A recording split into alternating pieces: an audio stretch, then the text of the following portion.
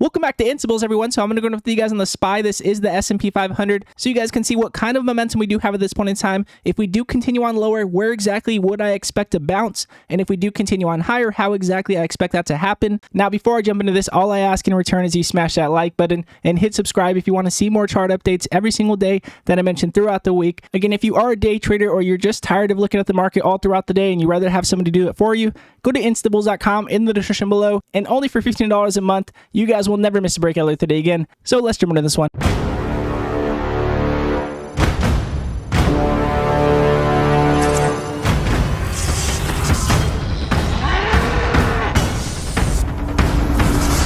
So jumping into the daily chart with you guys here on the SPY, as you guys can see, again, we did have our trend line that we have been talking about. We did mention yesterday that we were testing this level and we did have a bounce today. Now the question is, if we do continue on lower, where exactly our price target would be for a possible bounce, which very much may be predicated on tomorrow's earnings with Apple and Amazon. So definitely keep that on watch going to tomorrow. But as far as a continuation on lower and having a bounce, as you guys can see, we do have our $400 psychological resistance that we would be running into. And as you guys can see, we would have our trend line exactly pointing at our $400 level if we did continue on lower. So again, if we did continue on lower, we would be hitting exactly at about this $400 level. So I would be expecting a possible bounce here and possibly consolidate within this range and hopefully not break down below it. Then in my opinion, we could have a possible flash crash. But again, that would be only if we did drop down below this trend line, drop down below 410, and then drop down below our range here for a possible continuation on lower. So again, we have a long way to go before that does happen. Now, as you guys can see on the RSI, we are just above oversold. So again, we could continue on lower and then hit that $400 range and then get oversold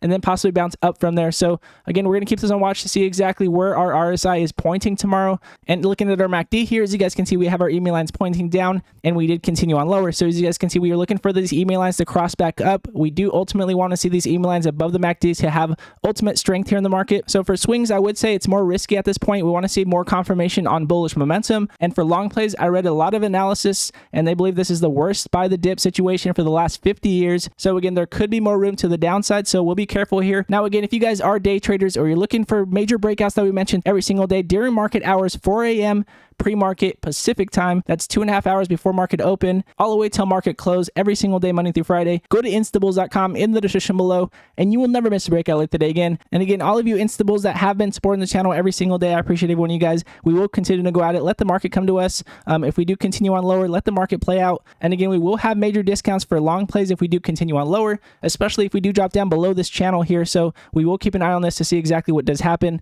And again, if you guys do like this video, it does help the channel grow, and I do appreciate it very much. And again, God bless you all, and I'll see you guys in pre-market.